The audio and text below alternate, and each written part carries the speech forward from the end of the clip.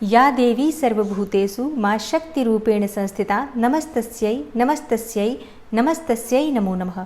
ओम दुम दुर्गाय नमः। जय माता रानी। दोस्तों, आपके अपने चैनल धर्म साधना में आपका बहुत बहुत स्वागत है।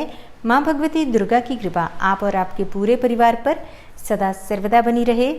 दोस्तों, नवरात्रि का प्रारंभ होने वाला है और हम में से बहुत से भक्त व्रत धारण करते हैं। मतलब ज़्यादातर लोग तो व्रत करते ही हैं। कुछ भक्त पूरे 9 दिनों का व्रत करते हैं, तो कुछ भक्त ऐसे भी हैं जो पहले दिन व्रत करते हैं और अंतिम दिन व्रत करते हैं। तो जैसे भी हो, व्रत तो सभी करते हैं क्योंकि माँ की कृपा तो सबको चाहिए। लेकिन व्रत करते वक्त ध्यान रखिए कि आपकी शारीरिक क्षमता किस प्रकार की है। क्या आप 9 दिनों तक व्रत धारण कर सकते हैं या फिर पहले दिन और आखिरी दिन व्रत कर सकते हैं। तो जैसे भी आपका स्वास्थ्य हो, उस हिसाब से आपको व्रत का निर्धारण करना चाहिए। क्योंकि अगर आप 9 दिनों का व्रत नहीं भी करते हैं, तब भी आप माँ की पूजा आराधना कर सकते हैं, सात्विक भोजन ले सकते हैं। किसी भी प्रकार से हमें माँ की आराधना करनी है, चाहे व्रत करके करें या बिना व्रत किए करें। तो अपने स्वास्थ्य का ध्यान रखते हुए चाहे तो आप 9 दिन का व्रत कर सकते हैं। और अगर आप 9 दिन व्रत रखने में असमर्थ हैं, तो ऐसे में आप पहले दिन व्रत धारण कर लीजिए प्रतिपदा तिथि पर, और उसके बाद अष्टमी या नौमी तिथि, इन दोनों में से जो भी तिथि आपके यहाँ होती है उस दिन आप व्रत करेंगे। उसके बाद कन्या पूजन कर सकते हैं और बाकी पूरे नवरात्रि आप सात्विक भोजन लेते हुए माँ की पूजा आराधना कर सकते हैं। कोई समस्या नहीं है। तो व्रत अपनी शारीरिक क्षमता और इच्छा के अनुसार धारण कीजिए। और नवरात्रि में अगर आप व्रत करते हैं, चाहे 1 दिन का करें या 9 दिन का करें, तो खाने से संबंधित कुछ बहुत महत्वपूर्ण नियम होते हैं, जिसके बारे में कई भक्तों ने प्रश्न किया है कि आप हमें खाने से संबंधित नियम बताइए कि नवरात्रि में हमें कितनी बार खाना चाहिए, कौन सी चीजें खानी चाहिए, कौन सी चीज़ों का त्याग करना चाहिए, कौन से मसाले हम खा सकते हैं सब्जी अगर बनाते हैं तो, या कौन सी सब्जियां खाने में नवरात्रि के समय प्रयोग कर सकते हैं। सब्जी में हल्दी का प्रयोग करना चाहिए या नहीं, साबूदाना खा सकते हैं या नहीं खा सकते हैं व्रत में। इसके अलावा और भी बहुत सारे प्रश्न हैं, तो सभी प्रश्नों के उत्तर आपको आज की वीडियो में मैं शेयर करने वाली हूँ। नवरात्रि में खाने से संबंधित सभी नियम आपको आज की वीडियो में मैं शेयर करने वाली हूँ। तो वीडियो को पूरा ज़रूर देखिए और अगर आपको आज की वीडियो अच्छी लगे तो इसे लाइक भी ज़रूर कीजिए। दोस्तों, आपके लाइक्स, आपके कमेंट्स मेरे लिए बहुत महत्वपूर्ण हैं, क्योंकि ये एकमात्र जरिया है जिनसे मुझे पता चलता है कि आपको ये वीडियो अच्छी लगती है और आपके लिए ये वीडियो उपयोगी है। तो अगर आपको वीडियो अच्छी लगती है तो लाइक तो ज़रूर ही किया करें और इसके साथ ही कमेंट बॉक्स में माता रानी के नाम का जयकारा भी जरूर लगाएं। इससे आपको सकारात्मक ऊर्जा की प्राप्ति होती है। अगर आपका कोई भी सुझाव हो, कोई भी प्रश्न हो या कोई भी विशेष वीडियो देखना चाहते हैं, तो उसके लिए भी आप कमेंट बॉक्स में ज़रूर लिखें। और चैनल पर पहली बार आए हैं, अभी तक आपने चैनल को सब्सक्राइब नहीं किया है, तो आज की वीडियो अगर आपको अच्छी लगे तो चैनल को सब्सक्राइब जरूर कर लीजिए और बेल बटन को भी प्रेस कर लीजिए। तो इससे ये होगा कि इस चैनल पर जो नई वीडियो अपलोड होंगी उनकी नोटिफिकेशन आपको सही समय पर प्राप्त होगी। तो सबसे पहले बात करते हैं कि नवरात्रि में हमें कौन सी चीज़ें नहीं खानी चाहिए, क्योंकि बहुत आवश्यक है जिन चीज़ों का त्याग करना है उनके बारे में जानना। तो जैसा कि सभी जानते हैं, नवरात्रि में हम लहसुन प्याज नहीं खाते हैं, ये तो सभी जानते हैं। लेकिन इसके अलावा क्या नहीं खाना है, देखिए आजकल मार्केट में हर चीज़ बनी हुई मिलती है, पैकेट बंद चीज़ें मिलती हैं, सबके ऊपर व्रत फूड लिखा होता है। आप चिप्स देख लीजिए, पापड़ देख लीजिए, और इसके अलावा भी बहुत सारी चीज़ें, जैसे कि व्रत के लिए नमकीन भी आपको मिल जाती है जिस पर फलाहारी नमकीन लिखा होता है।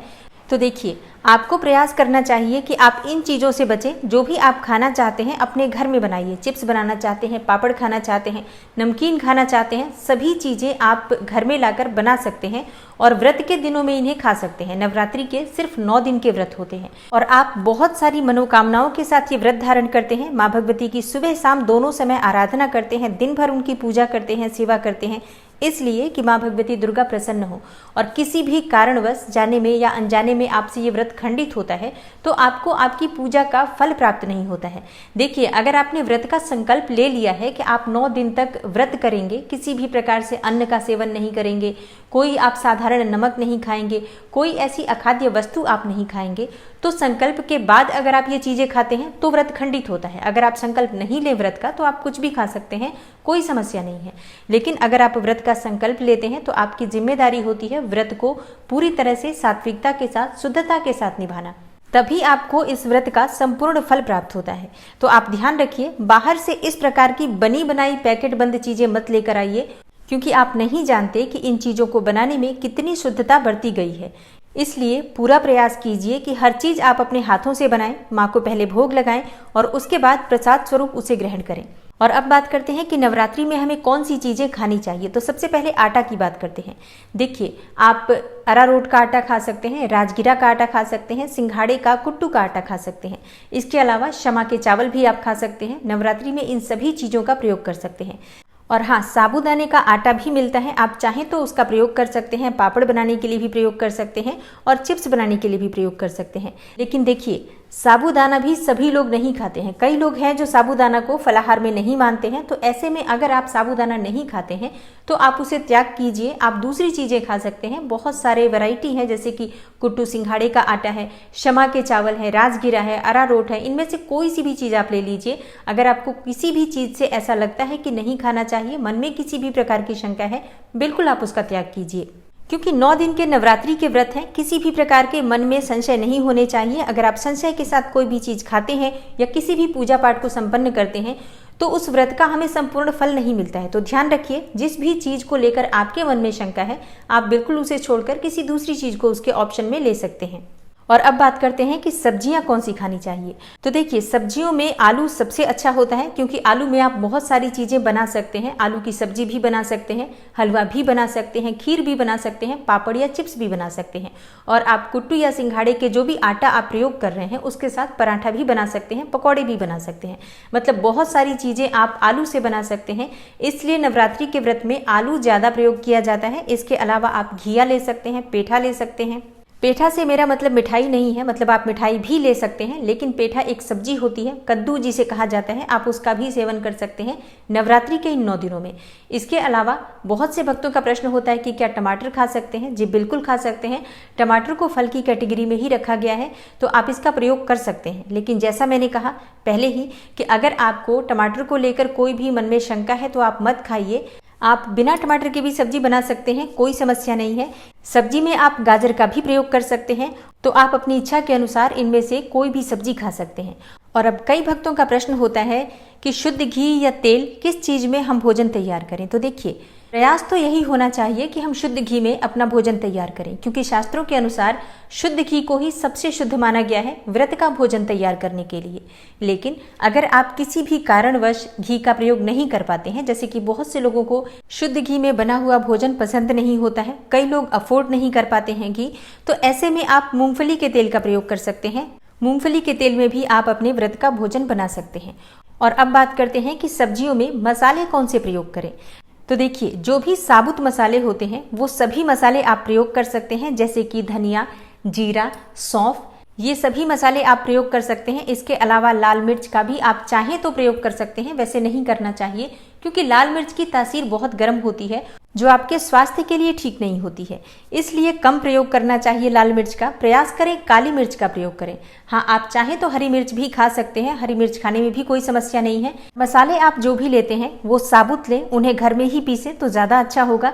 क्योंकि देखिए, जब हम पिसा हुआ मसाला लेते हैं, पैकेट बंद मसाला लेते हैं, तो उनकी शुद्धता की कोई गारंटी नहीं होती है, क्योंकि उसी जगह पर आटा भी पीसा जाता है, बेसन भी पीसा जाता है और उसी स्थान पर मतलब उसी चक्की में मसाले भी पीसे जाते हैं। तो इनकी शुद्धता की कोई गारंटी नहीं है, सभी चीज़ें एक साथ होती हैं।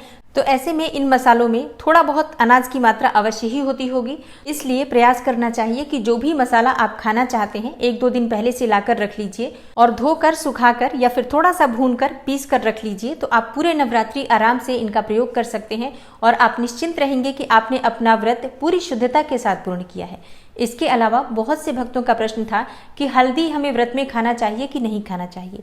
देखिए, हल्दी सबसे शुभ चीज मानी जाती है, मतलब किसी भी शुभ कार्य में सबसे पहले हल्दी का प्रयोग किया जाता है। तो बिना हल्दी के तो भोजन बन ही नहीं सकता है, किसी भी प्रकार से नहीं बन सकता है। आप सब जानते होंगे कि बिना हल्दी के भोजन किस समय में बनाया जाता है। इसलिए आप जब भी सब्जी बनाते हैं नवरात्रि में भी, तो आपको हल्दी का प्रयोग जरूर करना है, लेकिन शुद्ध होनी चाहिए हल्दी। तो इसके लिए आप चाहें तो साबुत हल्दी लेकर आ सकते हैं और धूप में थोड़ा सा सुखा लीजिए। उसके बाद उसे कूटकर छोटे छोटे टुकड़े कर लीजिए और उसके बाद आप मिक्सी में पीस सकते हैं। कहीं भी मिक्सी खराब नहीं होती है, मैं स्वयं ऐसे ही बनाती हूँ, बिल्कुल अच्छे से पिस जाती है और नवरात्रि में आप पूरे नवरात्रि बहुत शुद्ध तरीके से अपना व्रत कर पाएंगे। देखिए, बहुत आवश्यक है कि जब हम नवरात्रि का 9 दिन का व्रत धारण कर रहे हैं और संकल्प लेकर व्रत शुरू कर रहे हैं कि हम व्रत रखेंगे, किसी भी प्रकार से अन्न का सेवन नहीं करेंगे, तो अगर आप इन छोटी छोटी बातों का ध्यान रखेंगे तो आपके नवरात्रि व्रत का संकल्प खंडित नहीं होगा और आपको व्रत का संपूर्ण फल प्राप्त होगा। तो इन सभी बातों का ध्यान जरूर रखिए। और अब बात करते हैं कि नवरात्रि में हमें किस नमक का प्रयोग करना चाहिए। देखिए, बहुत से भक्तों के प्रश्न आए हैं कि हम सादा नमक नहीं खाते हैं, लेकिन हम काला नमक खा सकते हैं क्या। देखिए, काला नमक नमक ही होता है, साधारण नमक जैसा ही होता है, इसलिए व्रत में आप काला नमक भी नहीं खा सकते हैं, साधारण नमक तो बिल्कुल नहीं खा सकते हैं।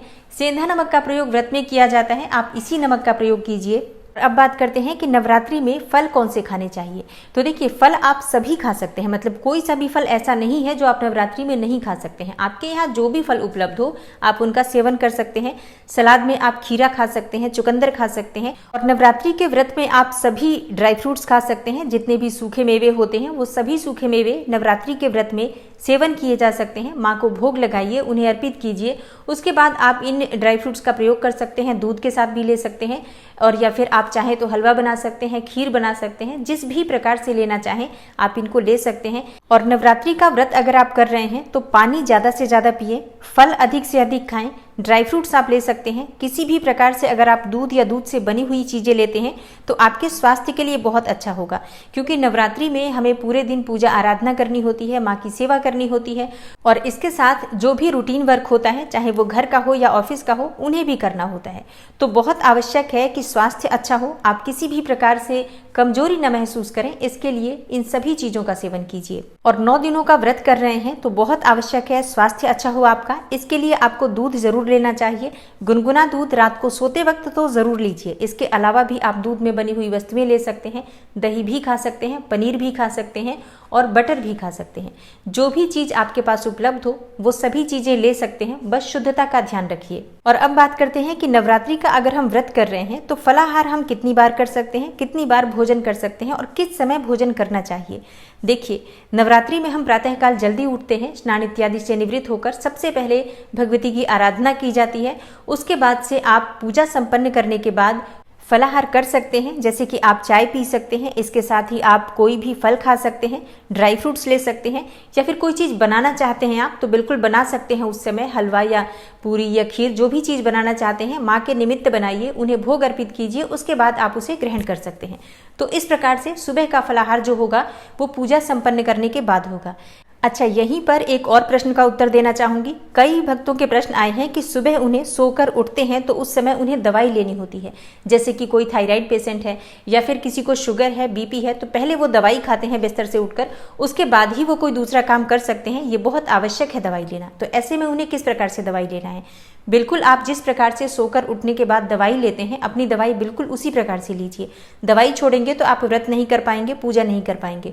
तो अपनी दवाई अपने समय पर लीजिए, उसके बाद उठकर और स्नान इत्यादि करके आप पूजा कर सकते हैं। कोई समस्या नहीं है दवाई लेने में, और दवाई से बिल्कुल भी आपको लापरवाही नहीं करनी है। नवरात्रि के व्रत में भी आप अपनी सभी दवाइयाँ बिल्कुल सही समय पर लीजिए, ताकि आप निर्विघ्न रूप से व्रत पूर्ण कर सके और माँ की आराधना कर सके। और अब बात करते हैं कि आप फलाहार किस प्रकार से करेंगे। तो देखिए, कोई सा भी व्रत हो, चाहे वो नवरात्रि का व्रत हो या कोई भी एकादशी का व्रत हो, प्रदोष का व्रत हो, जो भी आप व्रत कर रहे हैं, व्रत में बार बार मुंह जूठा नहीं करना चाहिए। जब भी हम फलाहार करें, चाहे 2 घंटे के अंतर पर करते हैं या 3-3 घंटे के अंतर पर करते हैं, मतलब अपनी इच्छा के अनुसार अपनी शारीरिक क्षमता को देखते हुए आप एक समय निर्धारित कर लीजिए कि आपको कब फलाहार करना है, ये आप तय करेंगे। लेकिन जब भी आप फलाहार करते हैं बिल्कुल शांत एक स्थान पर बैठकर भोजन कीजिए। जो भी फलाहार आप खाना चाहते हैं शांत मन से और बिल्कुल शुद्धता के साथ खाइए, क्योंकि व्रत में चलते फिरते घूमते फिरते कोई भी चीज नहीं खानी चाहिए। एक जगह बैठकर हम शांत मन से फलाहार करें, तभी उसे व्रत कहा जाता है। मतलब जिस प्रकार से आप नॉर्मल दिनों में भोजन करते हैं, सुबह शाम दोपहर, नाश्ता लंच और रात का डिनर, उसी प्रकार से आप इस समय भी कर सकते हैं फलाहार। और शाम के समय भी जब आपको पूजा करनी हो तो पूजा करने से पहले, मतलब संध्या वंदन करने से पहले, आप अपनी चाय ले सकते हैं, चाय के साथ कुछ भी फलाहार ले सकते हैं। उसके बाद शाम को स्नान इत्यादि करके संध्या वंदन कर लीजिए और फिर पूजा करने के बाद आप फिर से फलाहार कर सकते हैं।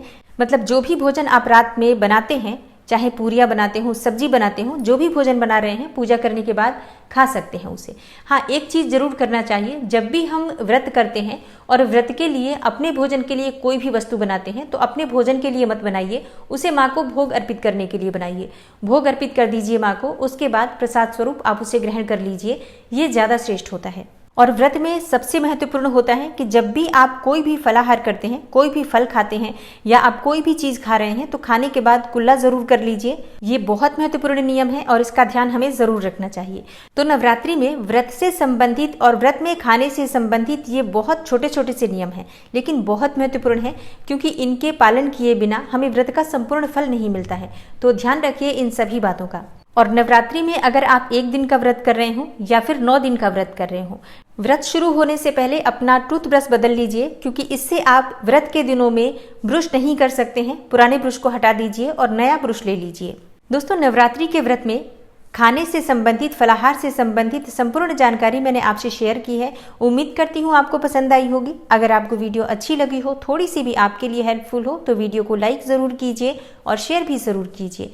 अगर आप चैनल पर पहली बार आए हैं, अभी तक आपने चैनल को सब्सक्राइब नहीं किया है, तो आज की वीडियो अगर आपको अच्छी लगी हो तो चैनल को सब्सक्राइब ज़रूर कर लीजिए और बेल बटन को भी प्रेस कर लेंगे। तो इससे ये होगा कि इस चैनल पर जो नई वीडियो अपलोड होंगी उनकी नोटिफिकेशन आपको सही समय पर प्राप्त होगी। मैं मिलती हूँ आपसे अगली वीडियो में। तब तक के लिए नमस्कार।